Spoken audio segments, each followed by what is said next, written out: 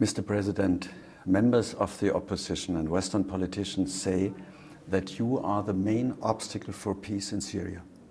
Would you be ready to step down as president if this could bring peace to your country and stop the bloodshed? President shouldn't run away from challenge, and we have national challenge now in Syria. So President shouldn't escape the situation. But from the other side, you can stay as president, you can stay in this position only when you have the public support. So answering this question should be a public answer by the Syrian people, by the election, not by the president. I can nominate myself, I can run for the election or not run. But to leave or not to leave, this is about the Syrian people. Do you think that you still have a majority behind you in your country? If I don't have the public support, how could I stay in this position? The United States is against me, the West is against me, many regional power and countries are against me. So, and the people are against me. So how can I stay in this position? So the answer is, of course, I still have public support. How much? What the percentage? This is another question. I don't have numbers now. But of course, to stay in this position, in this situation, you must have public support. I've been to some of the demonstrations, even in Homs, in peaceful demonstrations. Isn't it legitimate if people demand for more freedom, more democracy, and less power in the hands of one family, less power in the hands of secret services? Let's correct the question first to have the correct answer. We don't have power in the hand of a family. In Syria we have state, we have institutions, maybe not the ideal institutions, but we don't have family to run the country. So we have a state. This is first of all. So now we can answer the first part. Of course they have the right. They have legitimate right, whether they are demonstrators or not. Not only demonstrators ask for freedom. Actually, the majority of the people who ask for reform, political reform, not freedom. We have freedom, but not the ideal freedom, but the reform, let's say, to have more participation in the power, in the government, in everything else, in their country. This is legitimate, but the majority are not in the demonstrations. You have people who demonstrated and you have not, but this is legitimate.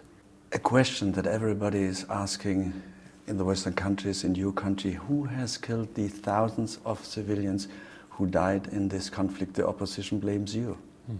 If you want to know who killed, you have first to know who has been killed. We cannot tell about the criminal without knowing about the victims.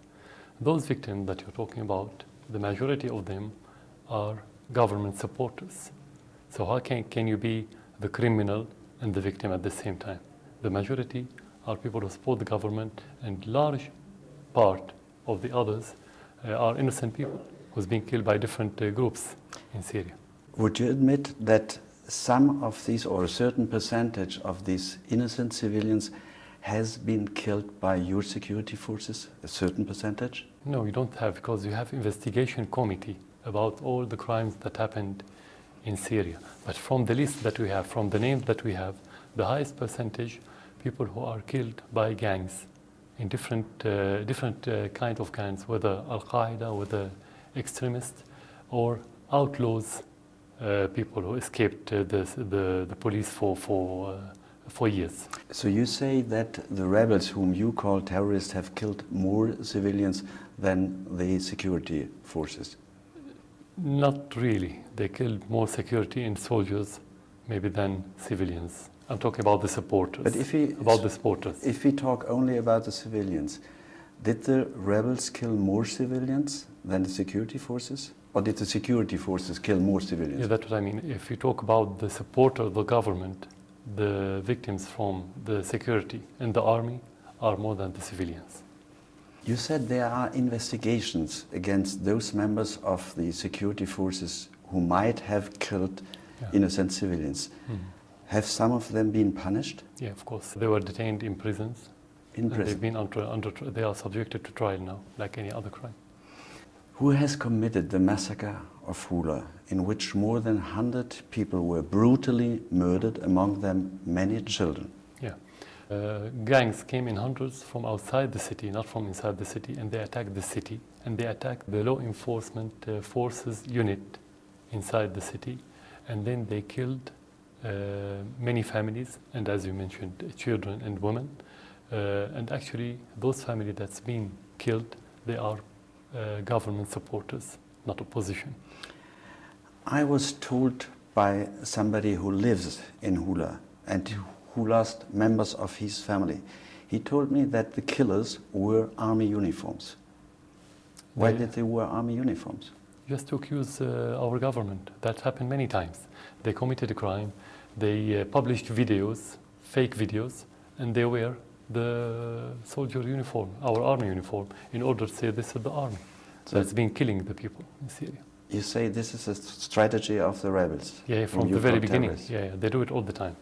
Not only in Hula, in many places. Who are these rebels whom you call terrorists? They are mixture, they are amalgam of Al-Qaeda, other extremists, not necessarily Al-Qaeda, and outlaws who escaped the police for years, mainly smuggling drugs from Europe to the Gulf area, and others who were sentenced in different sentences. So it's a mixture of different things. How many rebels are fighting against your government? You don't have number, but you can talk about thousands. 20, 30? You cannot tell. I wouldn't give you any number if not precise. Would you say that all these rebels are terrorists? It depends on the act. If they attack people and burn and destroy, of course this is terrorism by the law. But you have people who are implicated without being criminals for different reasons. Sometimes for financial reasons, they pay them money. Sometimes under threat. And sometimes for certain illusions and delusions. So not all of them are terrorists. That's why we absolve many of them when they give up their armaments. Okay. Did you capture some of the Al-Qaeda fighters you were talking about? Yeah, we caught many. Tens of them. From which countries? From maybe Tunisian and Libyans, I think. Could I meet one of them? Yes, you can. With a translator? Alone? Yeah, of course. What is the role of the United States in this conflict? It's part of the conflict. They offer the umbrella and political support to those gangs to create instability or to destabilize Syria.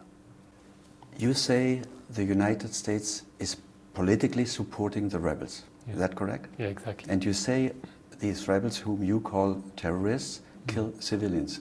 This means you are accusing the American government of being at least partly responsible for the killing of innocent Syrian civilians. Is that correct? Of course, exactly. As long as you offer any kind of support to terrorists, you are a partner. Whether you send them armament or money or public support, political support in the United Nations, anywhere, any kind of support, this is implication. You know that Western politicians see the situation differently. Yeah. And they are discussing a military intervention in Syria. How would you react? Would you retaliate against Western countries? No, it's not about the retaliation, it's about defending our country. Our priority is to defend our country, not to retaliate to anyone. This is our duty, and this is our aim. And you're prepared for such an attack? Whether you're prepared or not, you're going to defend your country. But you have to be prepared. If for you the United States is part of the problem, why don't you negotiate with them? Why don't you invite Mrs. Hillary Clinton to Damascus? Why don't you make the first step? We never closed our doors in front of any country in this world and any official, as long as they want to help in solving the problem in Syria, providing that they are serious and honest. But they close their doors, so we don't have any problem. We always announce publicly that we are ready for any kind of help or dialogue. You would be ready for a dialogue with Mrs. Hillary Clinton? You would be ready to walk with her through the streets of Damascus, to show her the hospitals, to show her the situation in the city? As I said, we don't close the door in front of everyone, including the Americans or any other one. It's not particularly Mrs. Clinton or any other American official. Of course, we don't have problem. We did it many times with others to walk in the streets, as you mentioned, and we'll do it again. We don't have problem, of course. Let's come to the internal situations. Are negotiations with the different opposition groups still a realistic option, or do you think you have to fight this conflict out till the bitter end? Dialogue is the strategic option. whatever you do, whatever other option you have, you need a dialogue, at least to make sure that you can do something peacefully. But as long as you have terrorism, and as long as the dialogue didn't work, you have to fight the terrorism. You cannot keep just making dialogue while they are killing your people and your army. But you could have a dialogue with those who are not terrorists. We had dialogue last summer, and we kept inviting them. Some of them accepted the invitation, and they made dialogue, and they participated in the elections in the parliament, and they had some seats in the parliament, and they have portfolios in the recent government last week. But they got only 2% in the last elections. Yeah, this is not our fault. We don't have to offer them the percentage. So we don't create the government. Would you be ready to talk also to the opposition in exile? Yeah, and we announced that. We said we are ready to talk to anyone. Would you be ready to discuss and negotiate also with rebels if they lay their weapons down? Definitely, and we did, and we absorbed them, and some of them live normal life now. They don't have any problem. You would be ready to talk to everybody if he lays his weapons down? Of course. Even before, we started talking before they laid down their weapons, in order to get that result. What about the Kofi Annan plan? Mm-hmm. Has it failed? No, it shouldn't fail, and Kofi Annan is doing so far difficult but good job. We know that he has many obstacles, but it shouldn't fail. This plan is a very good plan. What is his main obstacle? The main obstacle that many countries didn't want it to succeed, so they offer political support, and they still send armaments and send money to terrorists in Syria. They want it to fail this way.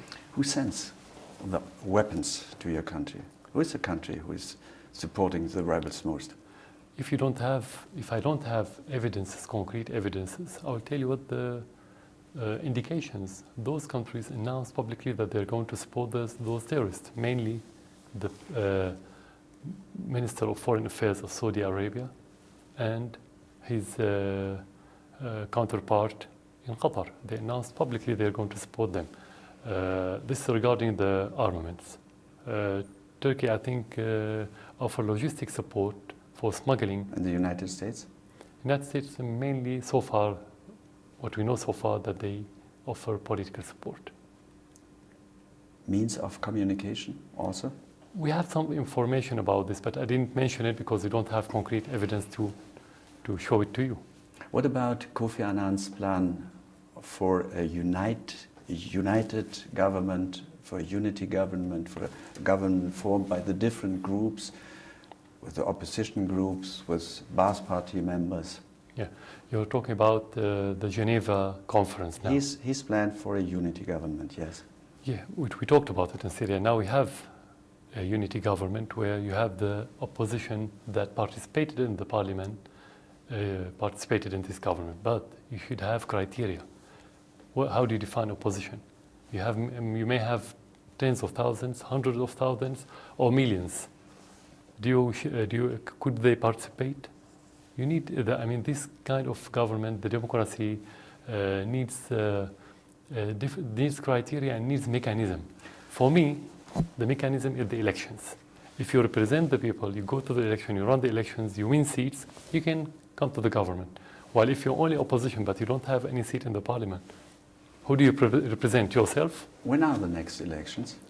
Which elections? Yeah, parliamentarian? you were talking about the election. The next election. No, I'm talking about the parliamentarian. I'm talking about the parliamentarian. It was only 2 months ago. Yeah. Or a month ago. But for example, the opposition in exile didn't participate in these elections. Would you accept members of the opposition in exile to participate in an interim, let's call an interim government? If they can comply with our rules, with our laws, they not participated in criminal acts or asking the NATO or any other country to attack Syria, which is against our law, they have the right to participate. We don't have problem. Many of the opposition in Syria, inside Syria, participated. Why to ban the opposition outside from this participation? We don't have any reason as government. A man like Galyoun, or he's the president now of the National Council, you would be ready to accept them? It's not about the names or the position, it's about the principles. We have to go back to the file. Does he have anything legally to ban him from being part of these elections or not? So this implies on everyone. So it's not about names.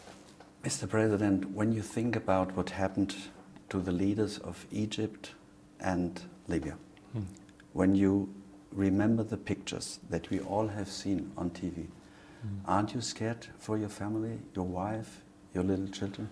No, if I want to describe two different situations you're talking about, describing what happened to Al-Qaddafi, this is savage. This is crime. Whatever he did, whatever he was, nobody in the world can accept what happened to kill somebody like this. What happened to Mubarak is different. It's a trial. Any citizen, when he watches a trial on TV, he would think that I don't want to be in that position. So the answer is don't do like them, don't do like him. But to compare or to be scared, you have to. To be scared, you have to compare. Do we have something in common? No, it's a completely different situation. What's happening in Egypt is different from what's happening in Syria. The historical context is different. The social fabric is different, and our policy was always different. So what's in common? You cannot compare. So you cannot feel scared, but maybe you feel sorry or pity or whatever. But nevertheless, you have a hard opposition. You have hard fighting rebels, and you know what these rebels want to do. So my question, I repeat it, aren't you scared for your family? The most important thing is that when you do things that should be in compliance with your convictions, this is where you can feel relaxed, you don't scare, because the people can disagree with you, but at least trust you that you are doing something for the interest of your country. When you defend your country, why to be scared? When you do something to protect the people, why to be scared? You may say that you have thousands of victims. What if you have hundreds of thousands of victims? So that's what's supposed to be in Syria. But in the end, what is your solution for this conflict in this country? And I ask again my question, do you fear or do you think you have to fight this conflict out till the bitter end? I repeat it. We have two axes of the solution. The first one, you have to fight terrorism. There is no question about fighting terrorists. Nowhere in the world. What would you do if somebody killed civilians, kill innocent people, kill children, and kill your soldier, and kill the soldiers, and kill the police, and kill anyone? You have to fight with him if he's not ready for dialogue, and that's what we've been seeing so far. The other axe is to make dialogue with different components, political components, and at the same time to have reform, to participate everyone, and the people will decide who should be our representative, or the people's representative, through the ballot box. Couldn't these reforms come a little bit faster? It's subjective things. You think it's faster, I think it's slower. But at the end, the principle is that you do as fast as you can without paying a heavy price or without having a lot of side effects. So as fast as possible, and that's not related to me or to the government or to the state, that's related to the objective circumstances in Syria. Mr. President, our time is running out. Where would you like to see your country in 2 years? What is your vision for Syria? I would like to see it in every year in prosperity. Prosperity means better economy, better in every aspect, culturally and whatever, but that needs security. Without security, you cannot dream about prosperity. That's how I see it. Mr. President, thank you very much for this interview. Thanks for you. Good luck for your country, and especially peace, freedom, and democracy. Thank you very much. Thank you.